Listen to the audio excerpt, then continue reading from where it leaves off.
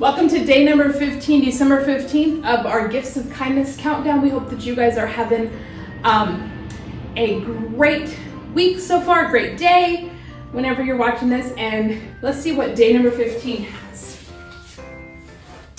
Draw a picture or write a poem for your local firefighters, police, or military personnel and hand deliver it or mail it.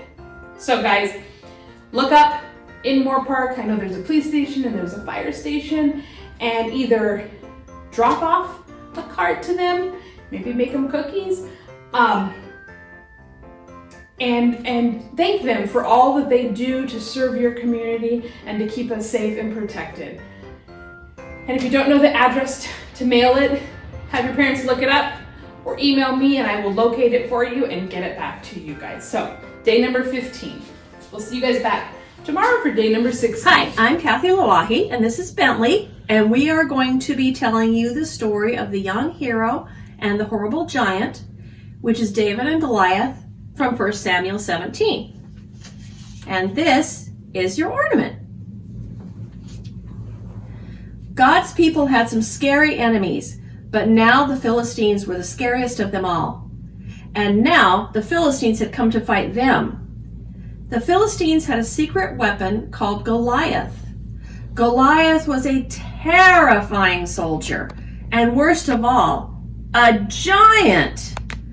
A giant so tall and strong and so scary that no one had ever been able to fight him and live to tell the tale.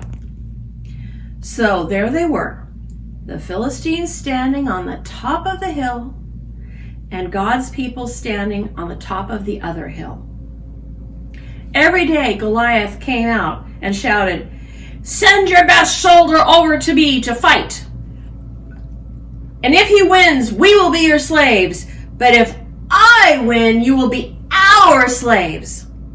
No one spoke, no one moved. "Chickens!" Goliath bellowed. "Your God can't save you. I'll rip your heads off and have you on toast." I guess Bentley didn't like that. His beady, greedy eyes glowered at them hungrily from under his horrible helmet, as if any moment he might really just gobble them up. And he laughed his terrible laugh. Ha ha ha ha ha! It boomed, echoing horribly around and around the dry, dry valley. Well, Goliath might just as well have been a green, slimy monster with 3 heads, because God's people froze with fear. Their eyes glazed over and they turned deathly pale. They knew if someone didn't do something quickly, if someone didn't save them, but God would do something. He would send someone to save them. Now, you remember that David was the youngest son of Jessie? Well, his brothers were soldiers in the army. One day, when David brought his brothers their lunch, he saw Goliath, and he saw how scared everyone was. "Don't be afraid," David said. "I'll fight for you." "You're only a little shepherd boy," the king said, "and Goliath is a great soldier. How will you fight him?" "God will help me," David said. So the king gave David his royal armor to wear, but it was too heavy and too big, and David couldn't even walk. "I won't need this," David said. Instead, David picked out 5 smooth stones from the stream. 1, 2, 3, 4, 5. Took his slingshot and walked toward Goliath. Step by step by step. Goliath walked toward David. Thud, thud, thud. "You?" Goliath peered down at the small boy. "I'm little," David shouted up at him, "but God is great." Goliath laughed an even more terrible laugh than usual. "Ha ha ha ha ha!" it went. With just one swing of his giant sword, Goliath could finish the boy off.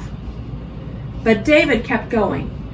It isn't how strong you are or how many swords and spears you have that will save you. It is God who saves you. This is God's battle, and God always wins his battles. David put a stone in his sling, swung it around, and let it go. The little stone flew, whiz, like a bullet through the air and struck Goliath, thud, right between the eyes. Goliath stopped laughing. He stumbled and staggered and crash, fell over dead. When the Philistines saw Goliath was dead, they ran away. And when God's people saw them running away, they cheered, "Hooray!" God had saved his people. David was a hero. Many years later, God would send his people another young hero to fight for them and to save them. But this hero would fight the greatest battle the world had ever known. Hope you guys have a great Christmas. Bye!